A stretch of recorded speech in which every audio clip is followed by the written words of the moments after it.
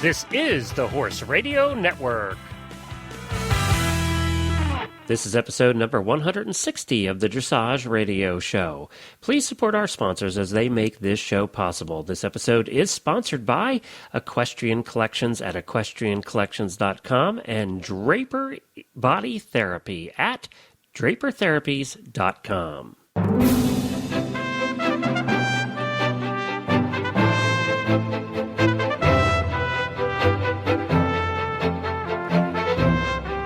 This is Reese Coughlin-Stanfield from Georgetown, Kentucky. And this is Philip Parks from Fergus, Ontario, and you're listening to the Dressage Radio Show. Well, Philip, welcome to the Dressage Show. Thanks for being my co-host for the evening. No problem. I'm really happy to be here. Well, and Philip, you and I met at the Scott Hassler Young Horse Dressage Clinic. A long time ago. Yeah, 7 or 8 years ago now. Yeah. And you run a very successful business in Canada, and you train many young horses, and you have been the coach for a college team, university team as well, a dressage coach. That's right. I coach the only Canadian IDA team where we have to travel to America to compete, so that's pretty fun. And what university do you coach for? That's the University of Guelph. IDA team. So that's kept me busy for a while. 7 or 8 years I've been doing that as well. So. You have several horses in training. How many horses do you have in training and students? And tell us about your business. Oh, well, it's so busy. I can't even keep track most of the time. I normally keep about 4 or 5 horses in training, and I do a lot of starting young horses and giving them a great, correct dressage start. And then I started doing that when I was a teenager, and then the business of teaching students came along after that because somebody at one point said, would you teach me? And so I started as a trainer first and then moved into the teaching, and have found both really rewarding and like I said, it keeps me busy all the time. So that's good because I stay out of trouble that way. Yeah, you can get into some trouble. I know you. And now, where in Canada are you? Where do you live? I live in a place of Fergus, which is about an hour and a bit southwest of Toronto. So I'm pretty close to the center of all that happens in Canada, whether it be dressage or anything else. So there's a lot of competition around where I'm from, and it's really great. Well, I am so happy to have you because they have chosen a Canadian dressage team. And so on today's show, we're going to get a little insight on the Canadian team. And we also have a show dedicated to para-dressage, to the Olympic team that was also selected, the U.S. team that was selected. And we have Missy Randhausen, who is the coach of the para-dressage team. We have Becca Hart. She was the 2012 National Dressage Para-Dressage Champion.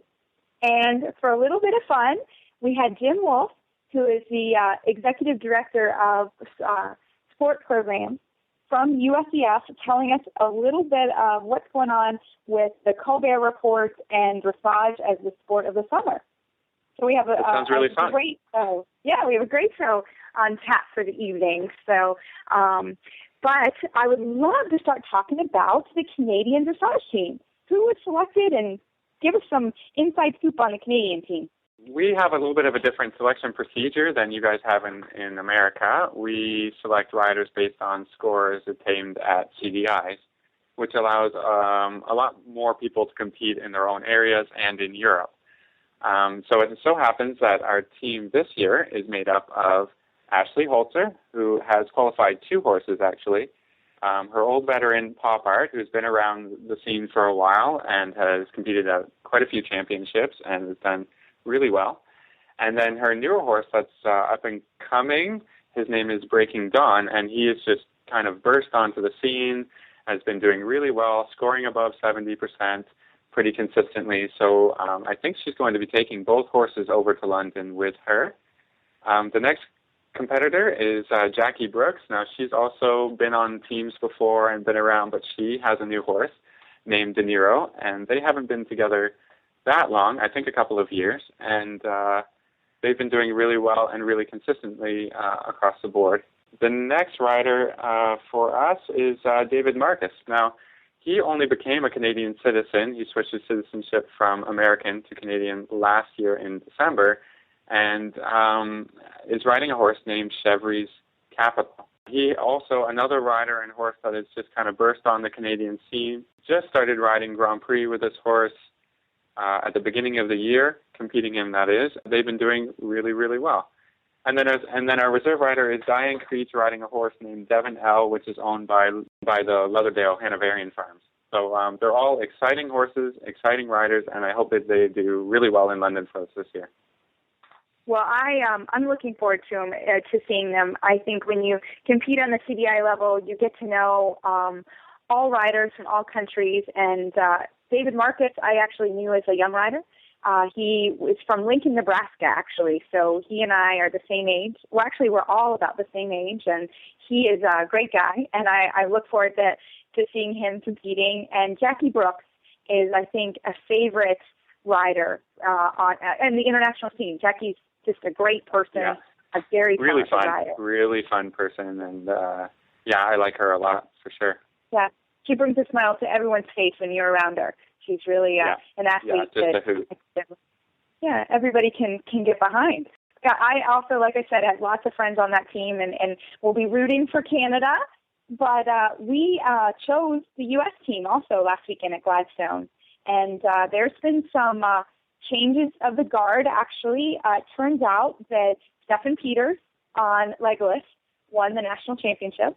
I think he had, it was the same thing. He was just excellent throughout the whole trial. And Tina Cognac is the second place rider, and Tina scored an 80% in the Grand Prix. I don't know if you had the pleasure to watch, but to see her and Collecto, their development since the World Equestrian Games has been phenomenal. And our third place rider is Jan Ebling, riding Rafelka. I think everyone who's been listening to dressage knows Ann Romney, the wife of the presidential candidate Mitt Romney, is a part owner of that horse. And I think Rafelka has done more for the sport of dressage in the last couple weeks. And I think we're all excited, and we'll hear later from Jim Wolf about the initiative, the foam finger initiative from the Colbert report. But having Jan on the team is going to be a lift for the sport. Our fourth place rider is Adrienne Lyle. And Adrienne is a younger rider. She's 27, and she's been riding Wizard for several years. She won the Brentina Cup, I think 4 years ago or 3 years ago on the horse, and they've been a long-time partnership. Where the real mix-up came, or the shift, was Todd Fletcherich. It was announced that he is retiring auto. He was the reserve rider, and then he and his owner, we had Todd here on the show a few weeks ago. He has decided to not take auto to London and to not be the reserve rider. And Heather Blitz has moved up on Paragon to be the reserve rider. So, we wish them all well, and we can't wait to hear how it goes for them. There's been some other news. We had some other very good Grand Prix horses retire this week after the selection trials from U.S. horses. Catherine Bateson-Chandler has retired Nartan, who was her ride for the World Equestrian Games, and they had a really wonderful partnership, and watching her ride him at the games here in 2010 just put a smile on your face. She also is a wonderful person, an extremely hard worker, and somebody that I wish the best. I know she has more horses coming up, and I wish her the best. And Lauren Samus retired, there has been a partnership between them has ended, and on her horse Sagacious. So they were the individual team medalists and individual medalists, silver medalists from the Pan American Games. So those horses, there have been very steady Grand Prix mounts for these riders, and they have retired after the championship. So I wish them well on their new adventures as they go through. Yeah, so, it's kind of sad that when we see these horses retire that you've seen for quite some time, and you've come to know them and how they perform the Grand Prix, and now now they kind of will fade into the background, and hopefully new horses will appear for these riders, and we'll see them on something exciting and building towards another championship.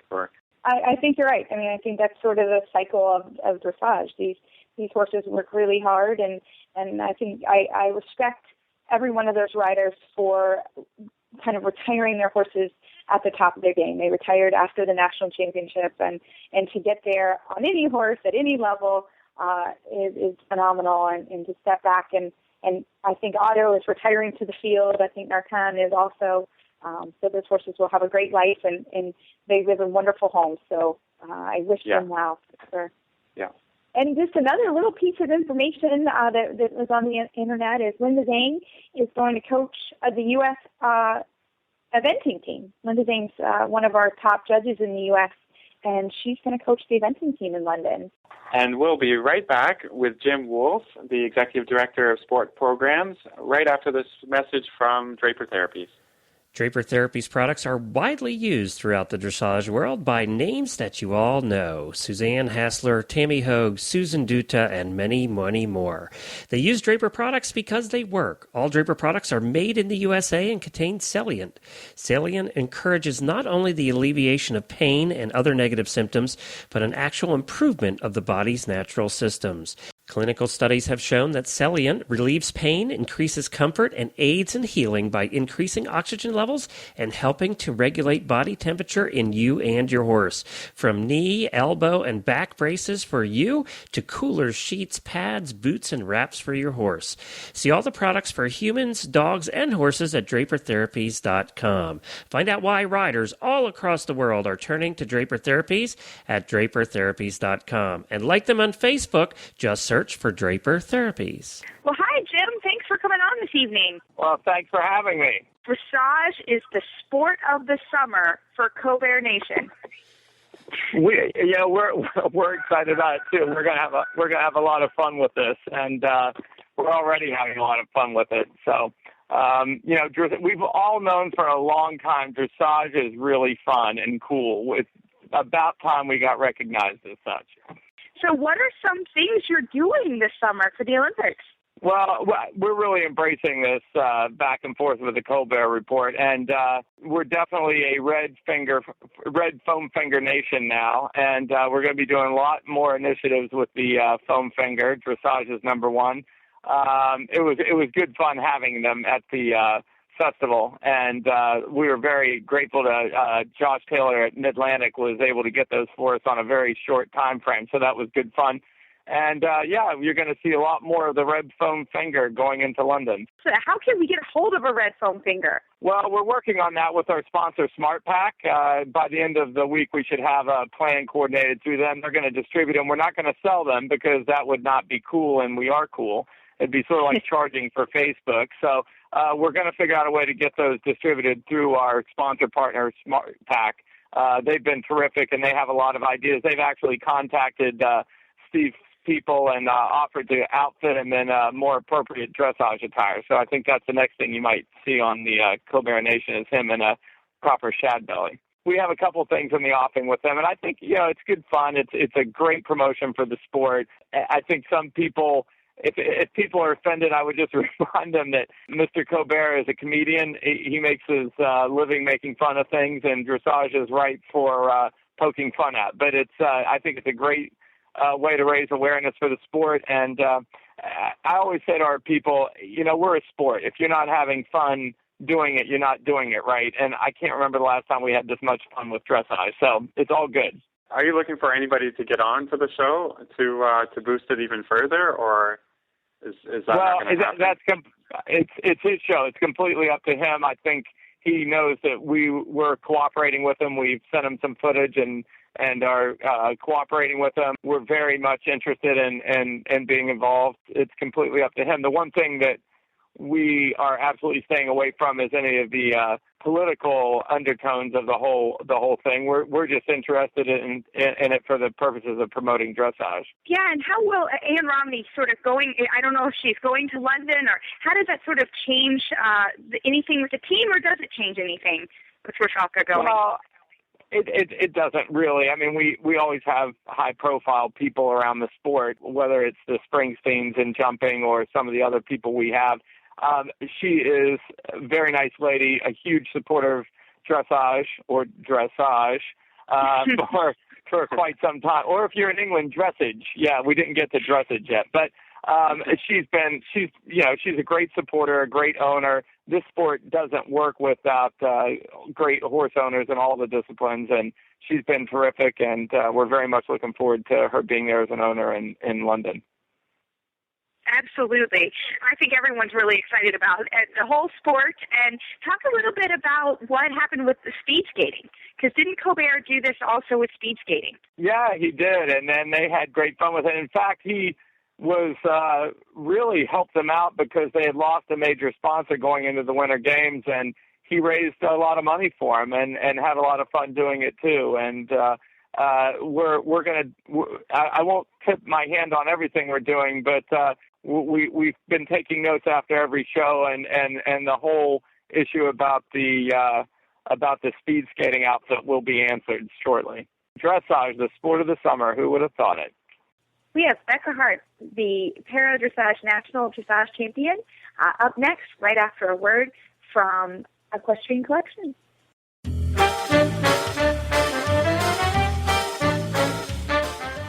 Hi, Glenn, back with you from the Horse Radio Network. I'm here with Debbie with the Equestrian Collection's Product of the Week. I have the coolest new product I have seen in a while.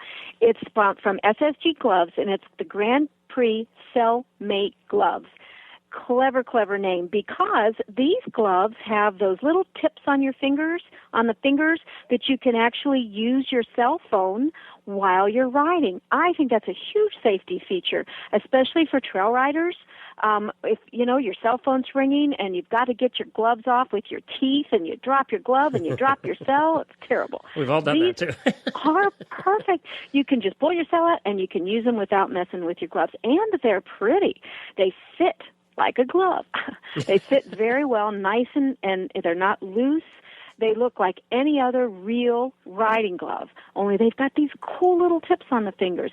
They're absolutely, I highly recommend them. I have bought one immediately when I saw them. In fact, I had said to my husband over the holidays, I said, somebody ought to come out with some riding gloves so I can use my cell phone when I'm in the saddle. And bingo, SSG must have heard me, because they came out with these. They're now available. We've been waiting for them for a while. So order them quick, because I think they're going to sell out fast. And I love the name too, Cellmate Gloves. I know. Very, very clever. And is this a summer glove, Debbie?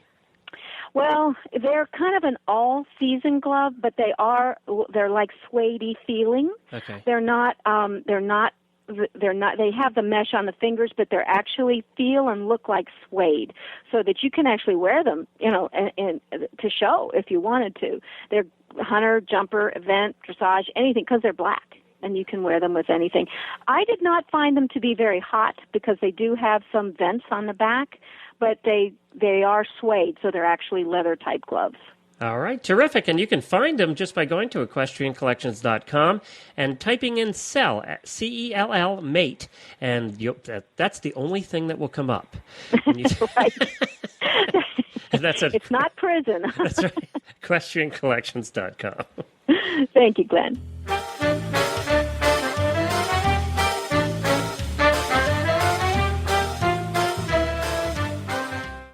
Well, hi, Becca. Welcome to the show. Thank you. Thank you for having me. Well, what is it like to win 5 national championships? I am incredibly honored to be where I am right now. It's an absolutely wonderful feeling, and I absolutely did not get here alone. This win belongs to everyone who has ever helped me get to this point, from that person who offered me the smallest word of encouragement to, my coaches and my family and the sponsors. It's everyone, and I'm very happy to be able to have pulled it off again. Well, I just wanted to say congratulations from Canada on your 5th championship, and maybe you can tell us a little bit about your horse, Lord Luger. Sure. Yes, Lord Luger, who I like to call Lolu in the barn, he was very generously loaned to me by Jessica and Missy Randhausen, He is a Holsteiner gelding. He's always been ridden by professional able-bodied riders, so it's been a little bit of a learning curve for him over the last year to kind of switch from Missy, who is a very accomplished dressage and eventing rider, to myself, who is a para rider, and he's really, taken up the challenge and handled it really well. So what's your next plan with Lulu? Where are you guys going now? Now that we are on the short list, we are just going to kind of really focus on the games and do some dry runs, take them out to some more shows, get them out and about, just in preparation for London. That sounds great. Is there any special preparations that you have to do to travel overseas for the flight? Has he flown before? He has not flown. I take that back. He flew into this country, but he has not, in his competitive career, ever flown to an event like this. But he does travel very well, so we're just going to, keep him going, and hopefully everything goes well. So what is the plan? When do you guys actually head to London, and how long do you stay?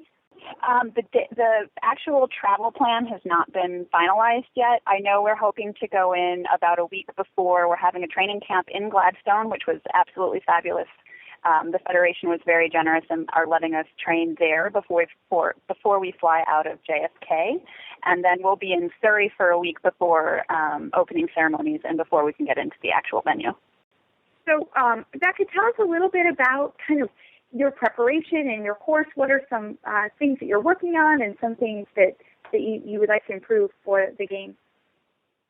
Right now we're just working on fitness to make sure that he handles, he is a little bit older, so we just want to make sure that he handles all the travel and still has a lot of energy and go to actually compete for the 3 days.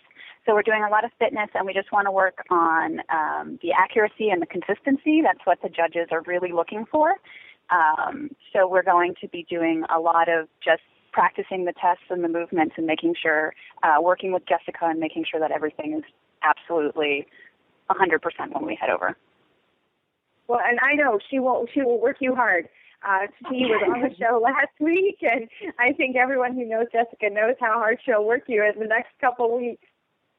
Oh, yes. Well, and tell us a little bit about your teammates or kind of the short list. What happens from now? So kind of familiarize us all on kind of the next step for the full para team. As a team, we kind of all, after selection trials, everyone kind of goes back to their home base and then just keeps preparing the horses as they need to prepare their individual horse. And then we will all kind of come together and meet at Gladstone, where Missy, our team coach, is just going to kind of look at everyone, make sure everything's where it needs to be, and just kind of do some team building and practice there at Gladstone before we head out and head to Surrey. Now, I had a question, Rebecca. Do you know anybody on the Canadian para team? Have you met them in competition before? I know Lauren Garwick. Yeah, she's been one of our riders. Yeah, she's been fabulous. We were actually competing against each other down in Florida. Right. I don't know many of the other riders on a personal level, but I have competed and talked with Lauren quite a bit.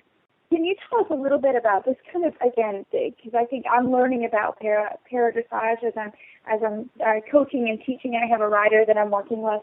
Tell us a little bit about the classifications and how that works and how many teams go. Just kind of generally sum that up for us. Sure. In para-equestrian, there are 4 different grade levels, and grade 1 through 4, 1 being the most severely disabled. In grade 1, they have a 1A and a 1B. Generally speaking, those are full paraplegic or even a quad. Grade 2 is actually my personal grade. You generally have quite a severe handicap in 2 limbs, or you're very one-sided. And grade 3 is a little bit less. It's generally kind of like a stroke, a one-sided slight paralysis. And then grade 4 are generally your amputees below a joint. And then once you're graded, each grade has their own tests, grade 1 being a walk only, and then going up in difficulty to a grade 4, which is about equivalent to a 4th level USDF test. So each grade, so just so we kind of understand how the team works, does each grade get a rider, or are there 4 riders per grade? How does that work when the number of riders that go? We have 4 slots as a team.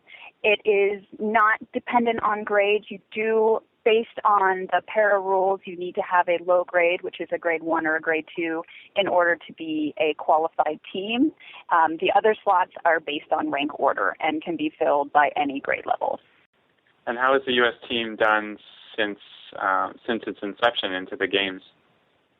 You know, it's been growing steadily, and it has been absolutely phenomenal to watch this. I started in '98 with the para movement, and it has been phenomenal to watch it grow from when we initially started to where we are now with the support of the USEF and the Federation, and just the amount of knowledge that our country now has for it.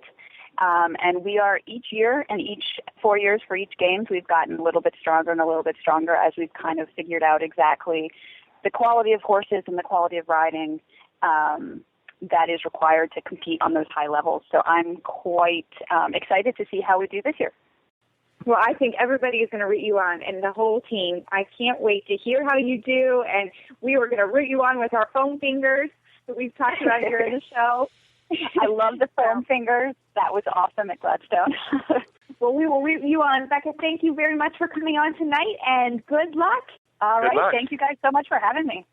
I'm honored to welcome Missy Randhausen, the 2012 Para-Olympic dressage coach, to our show this evening. Hi, Missy. Welcome to the show. Thank you. It's great to be here.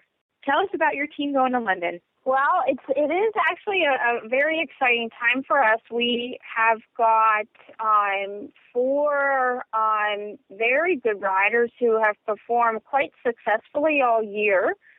Leading up to trials, they've all been kind of neck and neck and at different competitions kind of swapping places. But overall, they have certainly put a lot of work into really improving their accuracy and their overall, I would say kind of their overall ride has just been exceptional. And the trials were exciting. It was we had the top 3, Becca Hart, Jonathan Wentz, and Donna Panessa, all were separated by less than a point.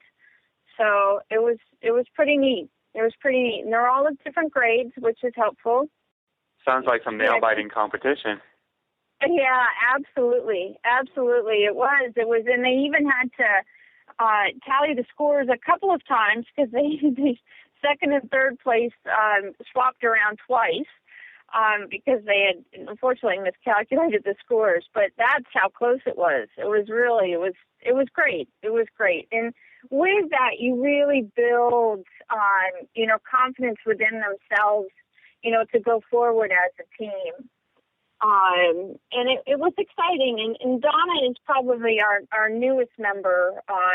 She's a grade 1A from New York, and she joined the program last year. And she has a nice horse. It's a horse that she's been riding, throughout the program and really likes the horse. And she's a walk rider only. And she traveled, she did her first 3-star last fall, and then she went to Mexico and also to Australia with us. So she's, put her name out there internationally and has really proven herself. And then Jonathan Wentz was one of our team riders at the World Equestrian Games. So he is on the same horse, Richter scale. And that should actually, we'll see. I mean, I'd love him.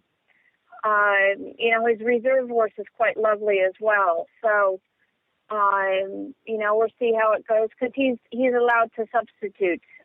So he has those 2 horses that he can, if something happens to Richter scale, he has his second string horse that he can use. So, Missy, who's the competition? Who are you kind of worried about competition-wise? Well, the strongest rider are the British team. I mean, no doubt. They have been successful for a long time. And they, were going onto their own territory. So I don't, my goal is to get as close to their scores as we can. I'm not sure we'll be able to beat them. It would be great if we can beat them. Everybody can make a mistake, but they're phenomenal, and so are the German, Norway, and Netherlands. There's some strong countries in there. So it will. I think this year will be pretty close in competition. And our riders look good. I mean, still for us, the downside is that we don't go to Europe. We try to bring the judges over here so they can see our riders, but we rarely really compete against the European horses and riders. So, that's a bit of a down step for us. But, overall, I think this group of riders really has, great camaraderie. And, that goes a long way. So, Missy, you were saying that you have training camp coming up. When is training camp, and when do the horses and you guys head to England? We start our training session, we'll be at Gladstone in New Jersey.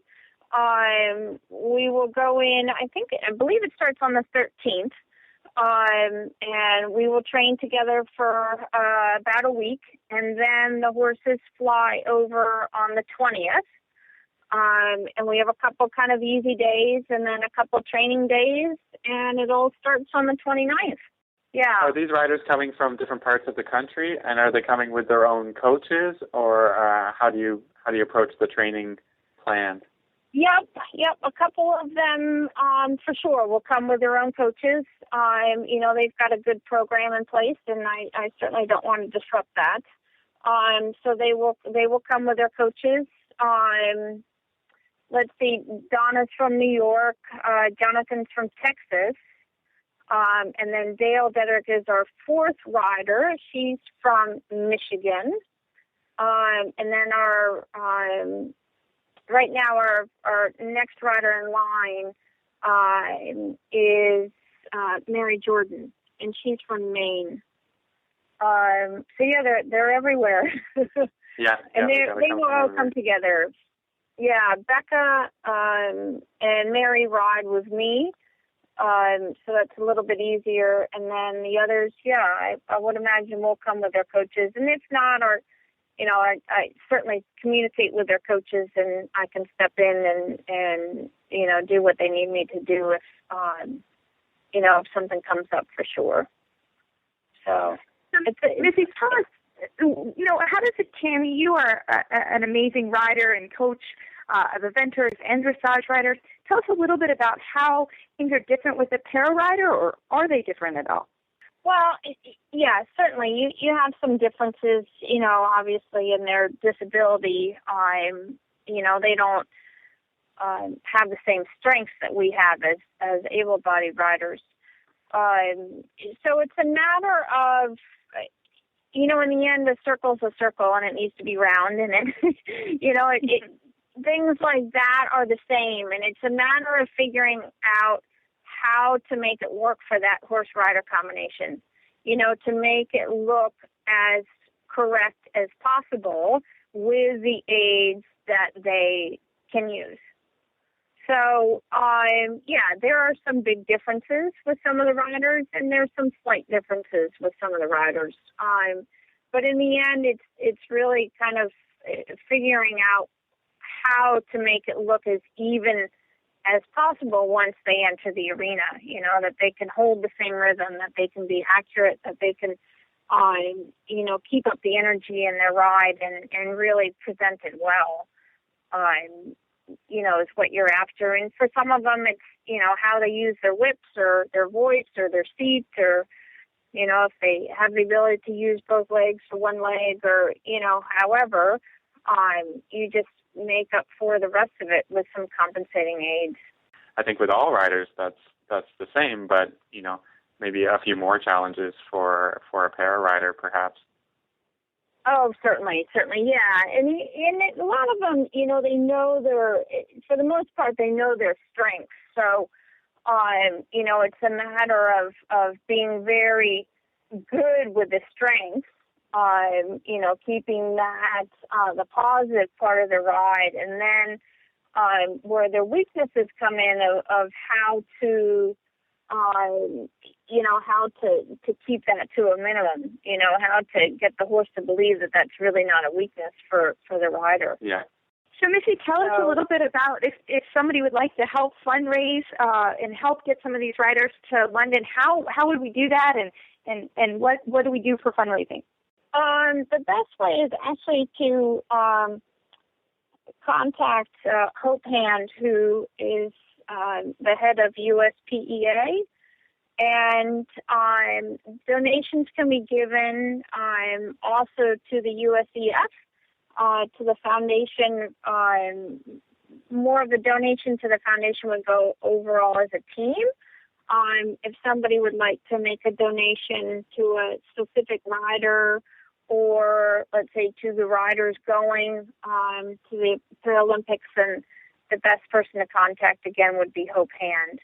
And they can, the money can go to each rider through that, through the USPEA. And that's the best way to do it at this point, and the money will be directly given to the riders. Well, great. Thank you for letting us know. So anybody that would like to help the team get to London, we wish you and your whole team all the best of luck, and we can't wait to hear how you do against those Brits. Yes, thank you so much. That was a great interview with Missy. I just wanted to talk a little bit about the Canadian team that we're sending to the Paralympics. We have Lauren Barnwick, who actually won gold in the freestyle in the last Olympics. And then Eleanor Elstone, Ashley Gowenlock, and Jody Schloss will be representing Canada at this year's Paralympic Games. So we're really happy to send them there and wishing them the best of luck. Well, and Philip, I want to give some email and Facebook shout out to a new enthusiastic listener, Jessica Toft. Please feel free to email me at reese@horseradionetwork.com. And any comments about the show, we'd love to hear what you're thinking. And you can also find our show notes and links to today's guests on our website at dressageradio.com. You can like us on Facebook. Just search for the Dressage Radio Show. You can follow us on Twitter at Horse Radio. And my website is maplecrestfarmky.com. And again, my email is reese@horseradionetwork.com. And again, I'd love to thank our sponsors, as always, Equestrian Collections and Draper Therapies. And don't forget to check out all our other shows on the Horse Radio Network at horseradionetwork.com. So, Philip, thank you again for joining us. I hope you come back again. It was a pleasure to have you. And good luck with all your horses and students. Thank you, Reese. It was great to be here today. And I just want to let everybody know where to find me on the web. It's at philipparksequestrian.com, and you can find out all the information you need about me. Get your bone fingers.